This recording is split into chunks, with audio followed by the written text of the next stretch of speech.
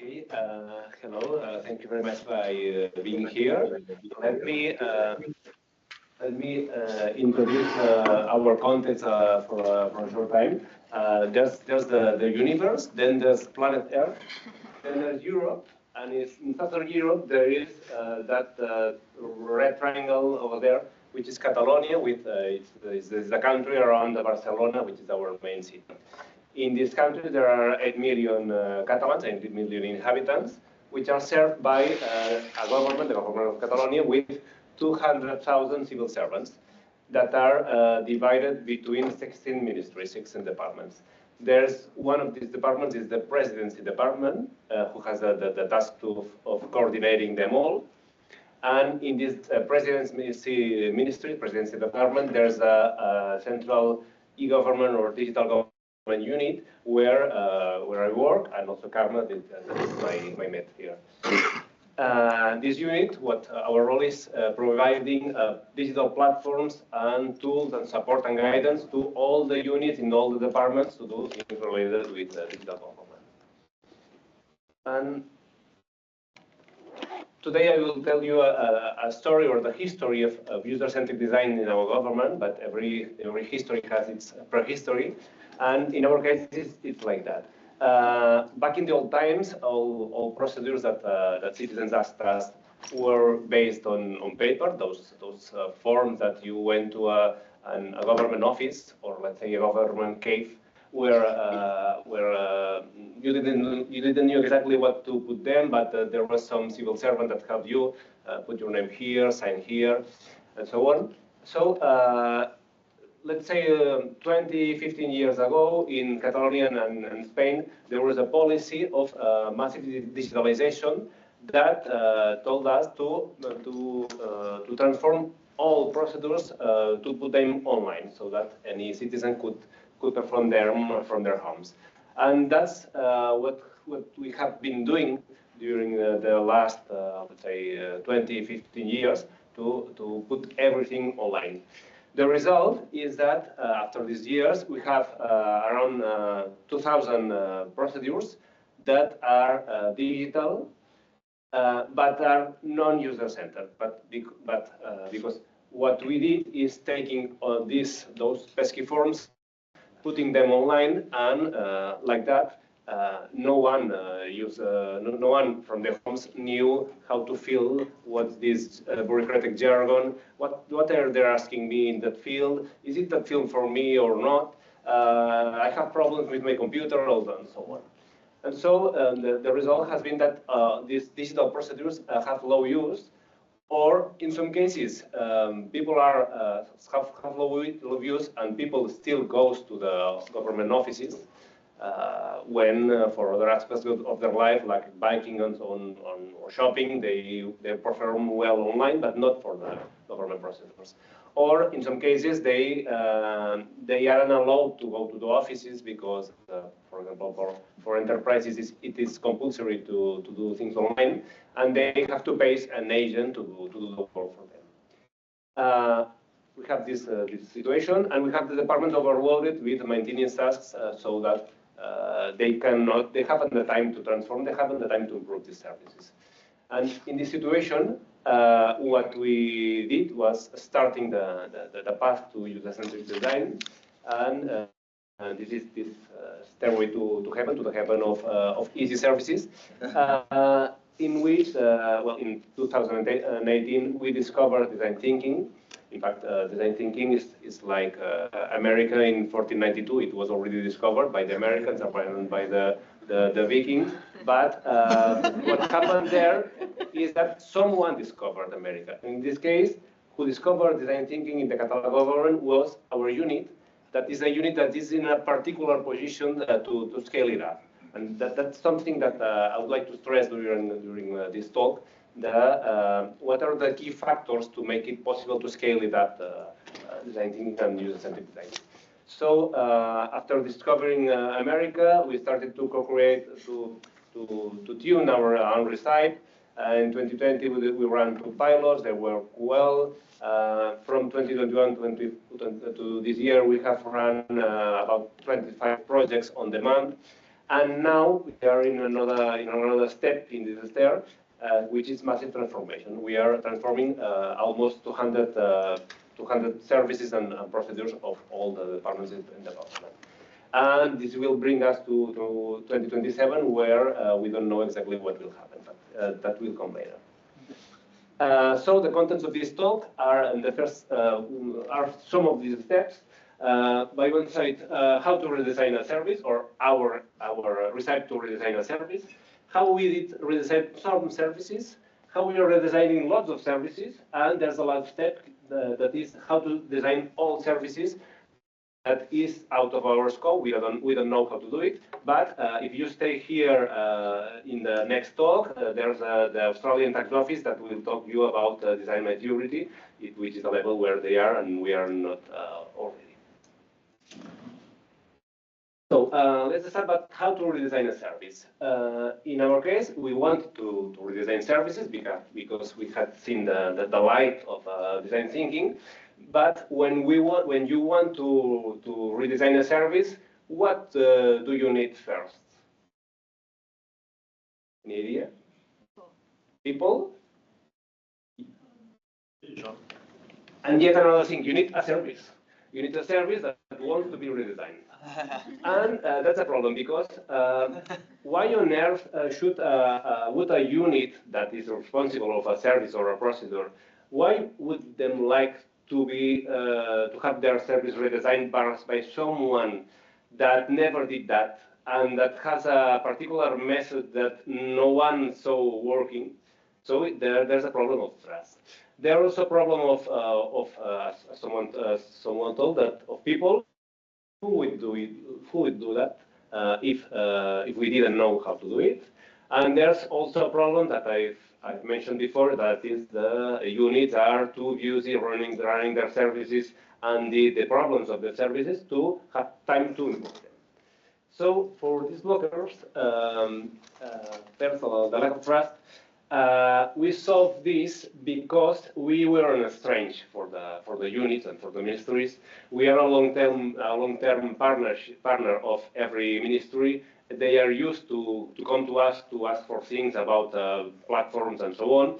And so they trust our unit, and even they trust personally the people in our unit. So when we went to them telling about a strange method, they didn't believe in the method, but they believed in us. So it's what I told before. Our position, we were in the position to scale it up. Then also is the point of the resources. Even if they believe in us and not the method, they wouldn't pay for a project that they don't know exactly how what it work. So we had to put the resources ourselves. The team was ours. The time was ours. It's like in the supermarket. You will buy a new product if someone gives you a free sample. So we knew that we had to give free samples of our method, so that later departments would buy and get convinced to do bigger things. And finally, another thing that we had is the promise of developments. As we control the corporate platforms, if some redesigns need some new functionality in the corporate platforms, we promised them that we would assume that we would pay this development. So that gave them special interest in working with us. Then another point is people. To design you need designers, and we didn't know. We were a unit that had never had design with design thinking. So the obvious choice would be to go to external professionals, to a consultancy firm that have the know-how, that have the hands, so an extended workforce that would help us. But there's a set of things that external designers don't have that would create the risk of them to being rejected by the units. So another option is taking internal designers, let's say me, my mates, that have a lot of advantages. We talk the same language as the unit, the same bureaucratic jargon. we understand their needs, we know who is on command in that unit, when there's some problem, who could I talk. We have some kind of authority, because as the presidency ministry, we are used to give them support and criteria and resolve conflicts and so on.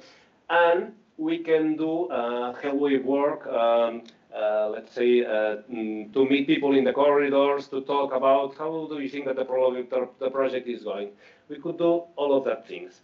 External designers couldn't do that things, and so working just with them would cause the projects to stall, to be blocked. The units would have the sensation of I'm explaining something that they don't understand, and everything would go much slower. For that, our solution was using a mixed designer team, into which, well, that little man there, it's me, and here, that little woman there, it's Karma. As you see, she's considerably taller in person. And here, here's the internal team, the civil servants, and here there are the consultancy firms that helped us. Then 2020 was one consultancy firm, and 2021 was another one. Our idea wasn't to outsource these design tasks.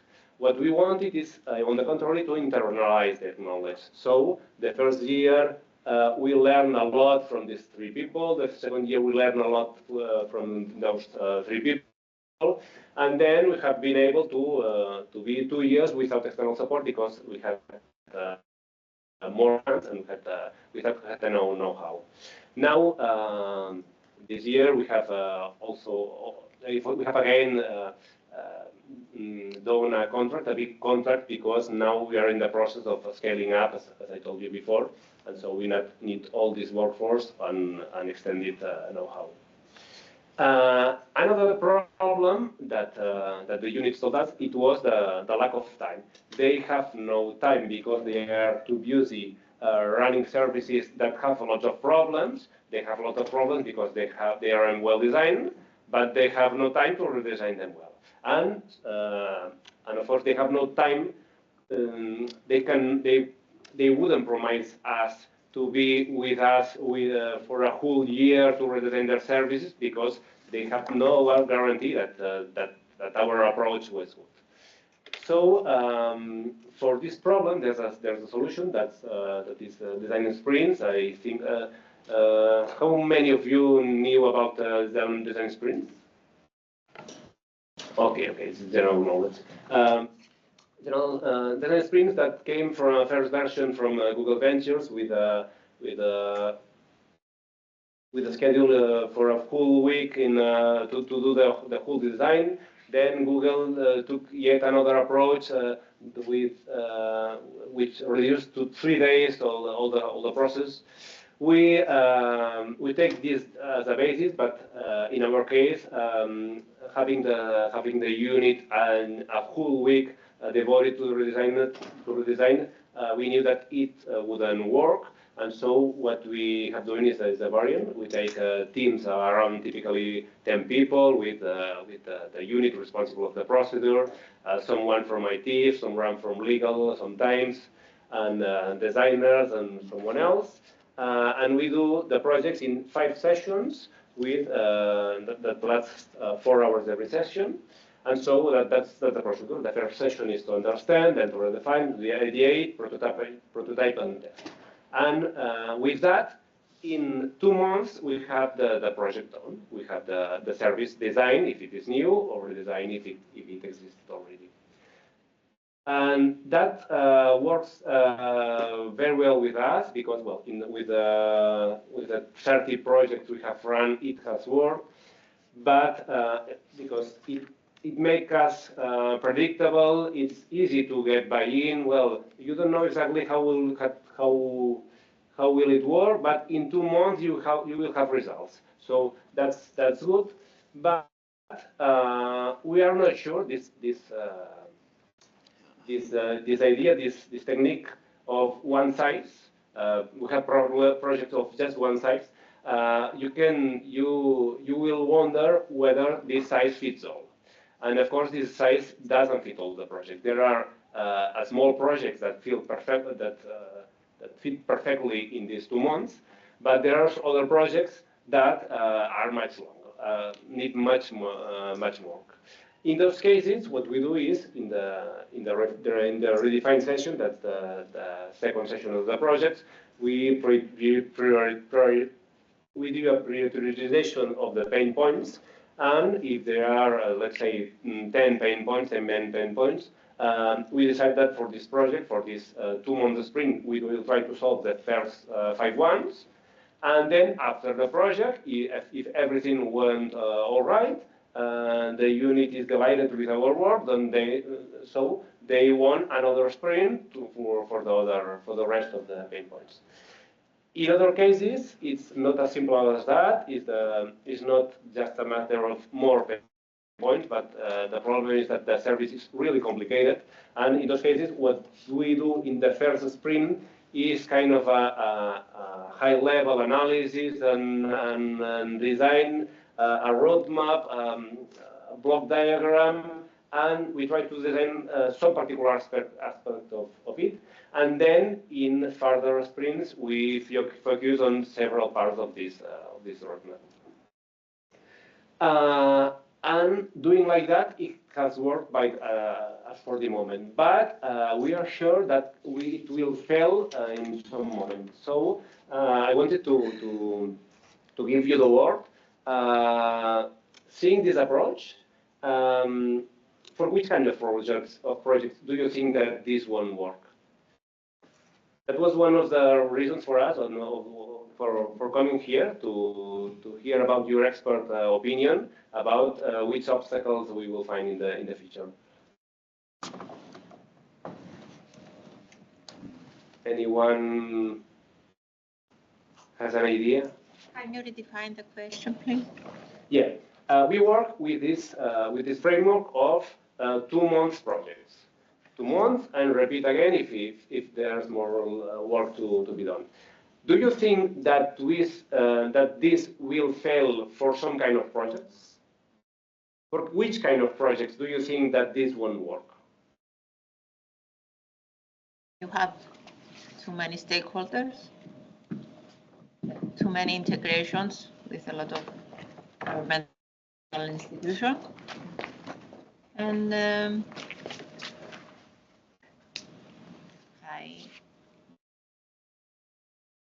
do you hear me? Yeah. Hi, I'm Jutta. I'm from Cyprus. I'm a service designer lead.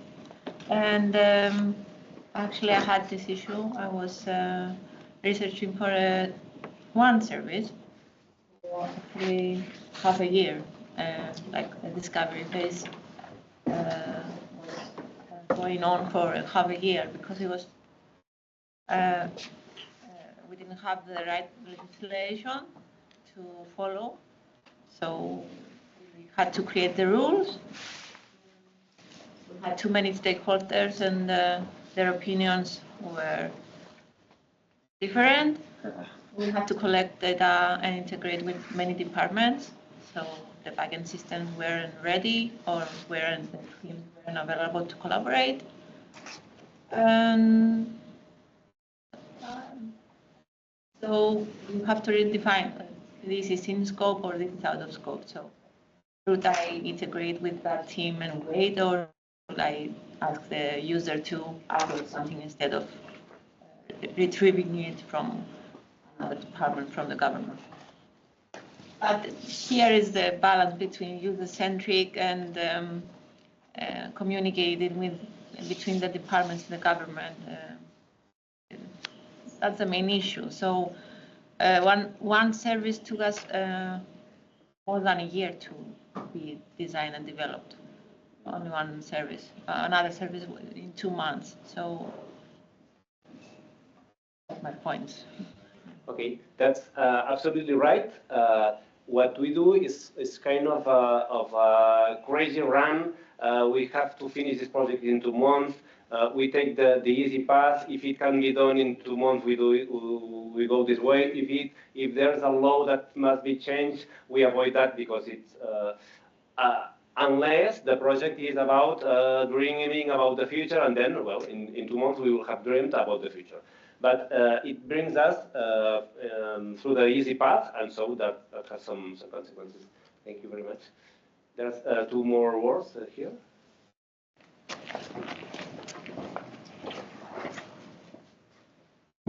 Okay. Andre from Municipality of Oslo.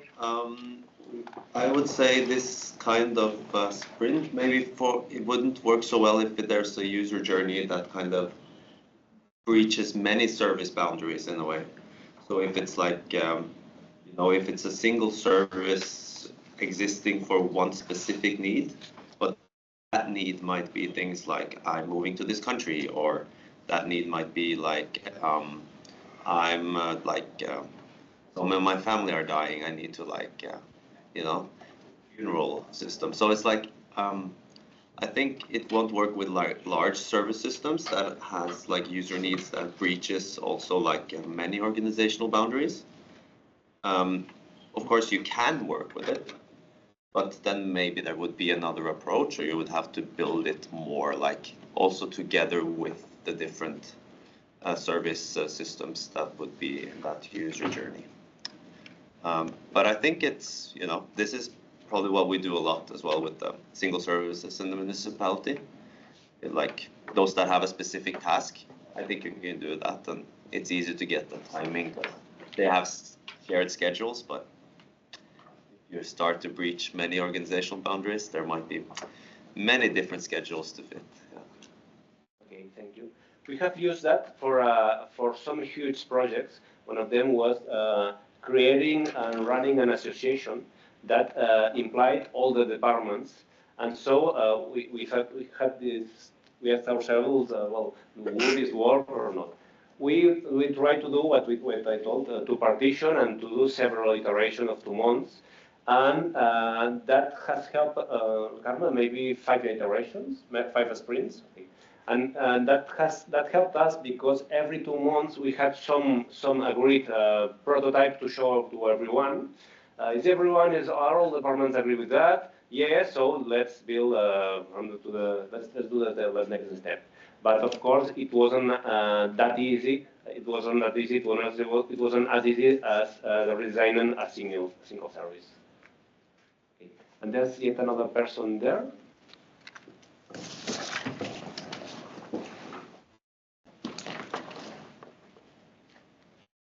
Thank you for your talk. I'm Gabriele from Politecnico di Milano. I think that besides the stakeholders our colleagues were talking about, I think it depends usually on the kind of innovation we want to pursue and on the kind of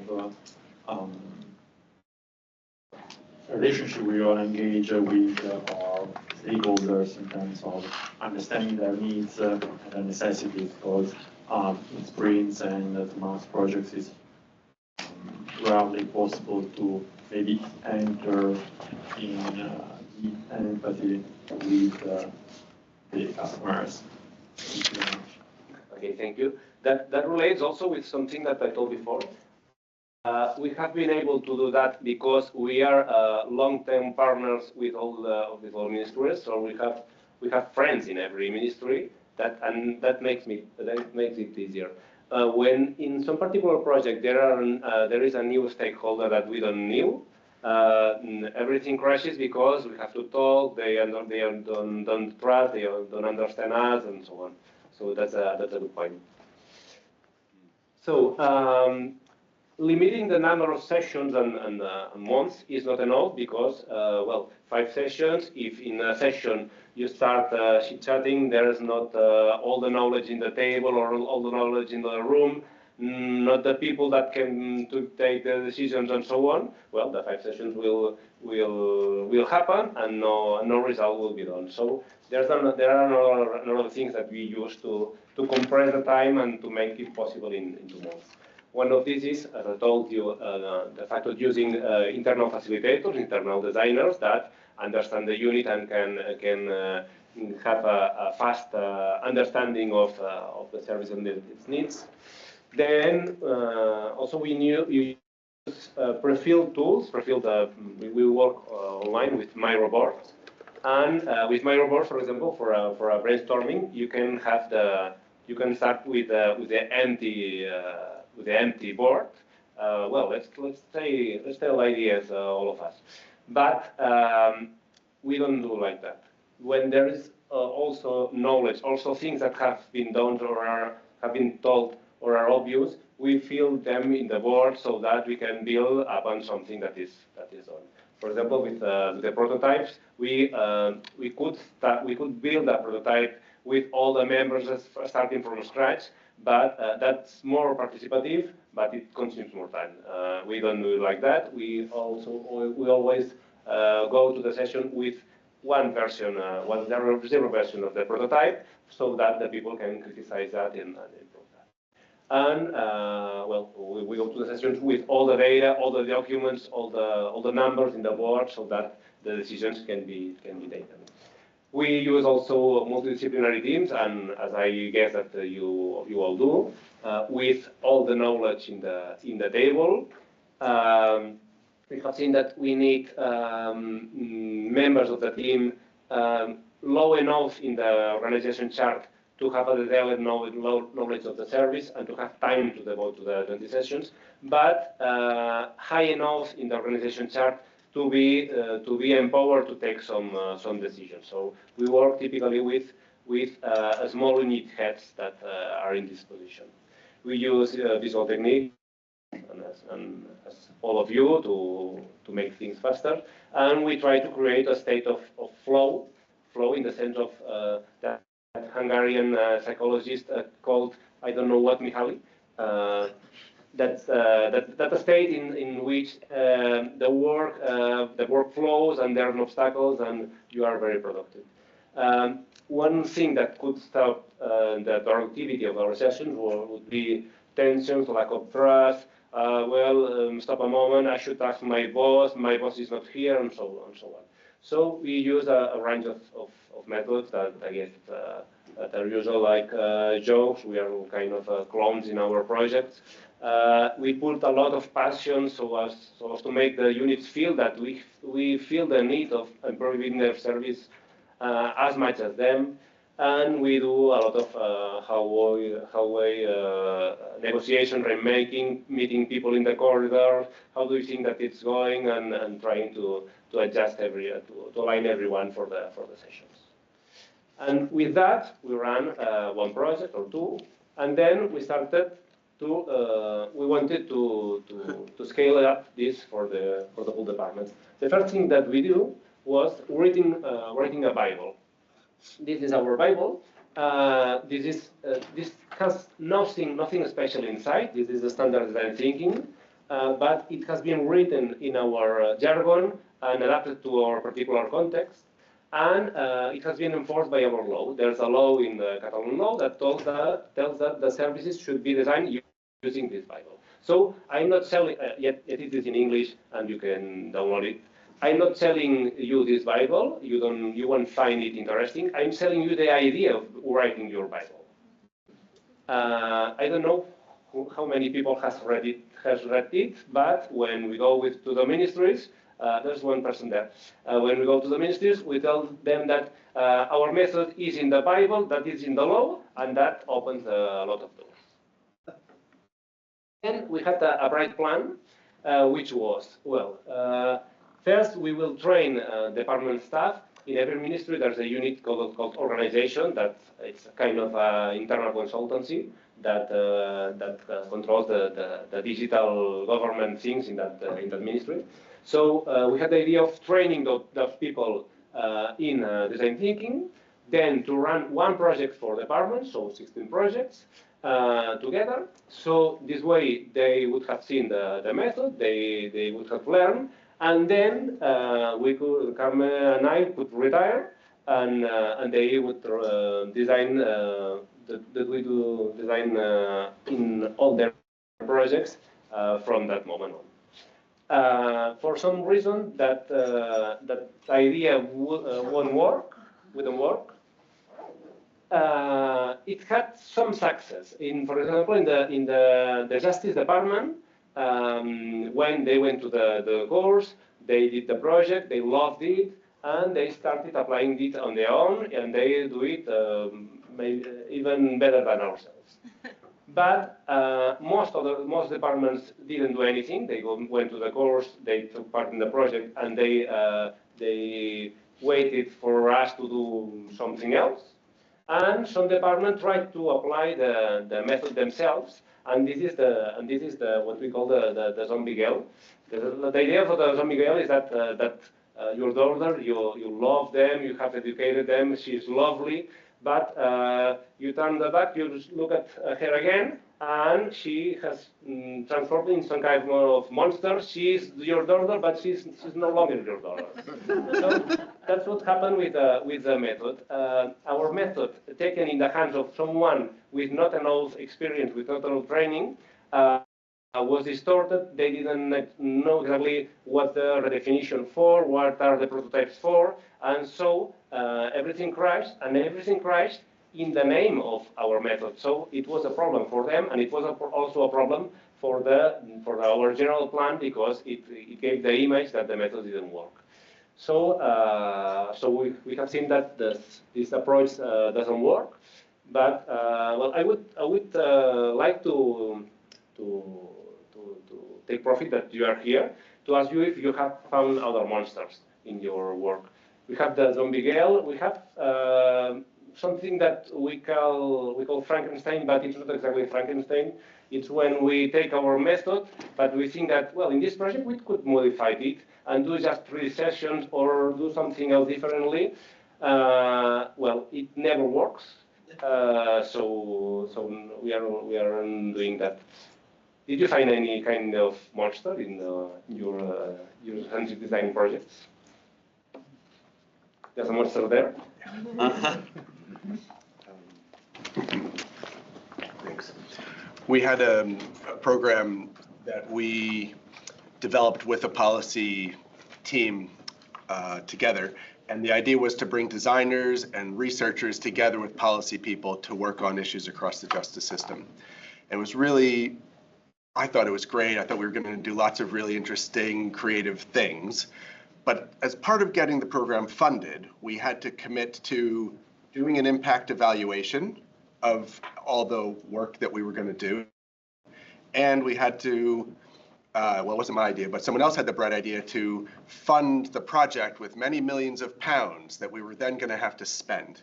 And it turned out that all of the effort got redirected towards spending the money and then doing the project in a way that it could have an impact evaluation, which meant we couldn't iterate anything we did, because you had to stop it and freeze the intervention. You had to have an intervention first off, and then freeze the intervention so that people could go through the intervention, and then you could do an evaluation. It all sounded really good during the kind of writing the business case and getting it funded, but the things we had to sign up for to get it funded meant that actually we weren't really doing design thinking at the end of the project. So you were drowned in money. Yeah. Yes. If I had to do it again, I would do it with no money, and I wouldn't sign up for an impact evaluation, even though that's the flavor of the month. Because if you're doing an impact evaluation, you can't iterate. Great. Any other monster? No? Okay, great. A lot of clowns, not monsters, clowns. Clowns. Not a monster. There's another monster. I have experience is that when you come to a department that hasn't heard about design or design thinking or all these methods, you introduce it and it, as you said, it looks fantastic, everyone understands it and want to use it, but then suddenly, for some reason, they are more interested in making a report. Like the report becomes the leverage, not like the solution that you are looking for or the exploration of the problem or like the curiosity of that this kind of method requires. It's just like, okay, what are we going to write on the report to deliver to the leaders? And then everything, the focus is completely different. So that's, I have experienced that many times, I would say. Thank you. Well, although our bright plan failed absolutely, it had some other results that worked. First, it caused a general awareness about what was design thinking, user-centric design. In the whole organization, every department had a project, everyone had some training, so that has made it easier to work then. Then also it created trust, more trust. Before they trusted just us, but they didn't trust the method. Now they trust the method because they have seen it working, and that's good. And that we have also gained experience with that because even if the design thinking is a really good tool and the double diamond and so on, every project has its own obstacles, has its own traps awaiting us, and with every project we gain some experience to overcome it. And finally, it became into something that we hadn't thought before. That was a central design service that works on demand. We are there expecting people to ask us to help them in projects. And that has produced a bunch of projects of all kinds, prizes, grants, permits, plans, assistance, titles, and so on. The typical outcome of this project is that one procedure enters, and we get this procedure redesigned. Typically, when the procedure enters, it has a lot of people that want to do it, and there's a lot of obstacles within the path. They don't know the service, they don't have a computer, or the service doesn't work in their computers, or they don't understand the language, or something else. And finally, just a few people manages to do the procedure online. What we expect is that after the redesign, every people that tries to enter the procedure reaches success in this procedure. That's an example. One service that in 2020 had just 25% people doing it online, and with 88 jobs a year. After, well, we redesigned it in 2021, and in 2022, the people that did it online doubled, and the doubts reduced. But that doesn't work if the procedure isn't well defined. And here, it's important to talk about the difference between procedures and live events. If the procedure has a well-defined scope, if the procedure gives complete answer to a citizen need, and if it is well implemented, you don't need to touch it. And if it is poorly implemented, you have to redesign it. So you take a procedure, you get a better procedure. But the problem is that the scope of the procedure it is often not well defined. Sometimes people have a need. A life event has happened to them. For example, they start studying in the university. They have lost their wallet with all the documents. And what we offer as a government is a complex sequence of procedures that they must fill to get their final result. One procedure is get the certificate about I don't know what. Well, we don't want to redesign the procedure of getting the certificate about I don't know what, because people don't eat certificates. The certificates have no direct use. So in those cases, what we try to do is not to redesign that particular procedure, but to question the scope of the procedure. And so we try to break silos. When we identify one of these procedures, we try to see if there are other procedures involved in that live event. If it's the case, we create a group with people from different ministries to do a cross-department redesign.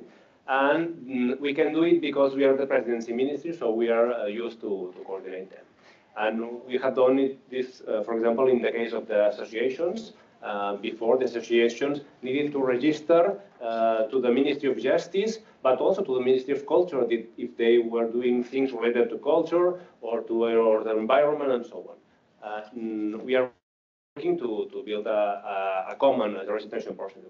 Or, for example, for flying a drone, if you want to fly this kind of things from a city to another city, you have to ask permission to the policemen, to the hospitals, because the hospitals have heliports with could interact with the drone, to several authorities, to the protected environment sites and so on. So now those are separate procedures, and if you want to fly from A to B, maybe you have to ask for 10 permissions and wait for 10 responses. We are trying to redesign to build a unified permission form for the whole town. And that we, as I told, we have become a central design service that works on demand. We have developed a team dynamics. We have a lot of designers that work everyone in this project, but we try to learn from each other every week. For example, I'm the boss of this system, but I am also part-time designer of some projects. I bring my projects to criticize, and all the designers tell me how bad have I managed this project, so that I can learn from them. And we have developed an open culture to work. And that has led us to our last stage, that is trying to redesign lots of services. As I told you, by the moment we have done, let's say, 25 to 30 in this moment, but we thought that we had to make all those 2,000 digital procedures that has our government, we have to make them usable. So we wanted to redesign all of them in the minimum time available. So we have scaled up, and from this year to 2026, we will do almost 200 projects to redesign all the procedures that have more than 1,000 users a year. Something that will cover 95% of digital interactions between citizens and government. So we want the citizens to notice that improvement in most of their relationships with the government. We have done it with more resources. Thanks to the European Union funds, we have been able to hire more design teams with the very same idea that I told before. There are mixed teams, not external teams, but we will try to make them as if they were internal, and another team to manage the whole program. To scale it up, it is needed more resources, but it's also needed trust. We thought that to do this, we should pass a law or a decree or something like that, making it compulsory for all departments to give their services to us to redesign, but it hasn't been necessary. They have seen the previous project that we have done with them, and they have trusted us to redesign together the most critical procedures in every department. Another thing that helps to scale up is our platforms. Services are built from scratch. You cannot build so many services in such a short time period if they are all new. So we use platforms, as I guess that you also use, and we are the responsible of those platforms. Some of the pain points for the services come from the platforms, and so the fact that we are the responsible is great, because we can remove the obstacles that those platforms can create to the service. And other things that help to do this scaling are other systemic tools, such as design system, not having to build the pieces every time, but can generate, being able to reuse them, or what we call the controlled vocabulary. One part of the design is changing the language. We have a unit specialized in writing things in a way that can be understood. And one of their products is a list of words that we will use and a list of words that we will not use, so as to tell the same things in the same way and the same way that it's easier to understand. And finally, also we will need evaluation. That's something that we weren't doing in a systematic way, but now with this size that we have get, we will do it. And finally, that will create and that will need a cultural change. And in 2 years from now, in June 2026, we will have every ministry will have their main procedures redesigned. Every unit will have done a project, and so we expect that will change the way of working of our civil servants to get used to test everything before putting it in production is something that we expect that will come, but we are not sure exactly what will happen after because we are just in this scale-up process. And so we wanted also to make you, the last question is whether you have tried to escalate design also, and if someone has gone farther than us, we would like to know what will come next because well, we don't know what will happen with us after those 200 projects, and maybe someone here has an idea of what comes next. So, well, it's not, we have no time to talk about that. We can talk it over here, please. And having reached this step in the stairway to heaven, I invite you to stay here to the next talk about that will be done by the Australian Taxation Office, and that is just about maturity, about organizations that have reached that level that we are trying to reach. So thank you very much.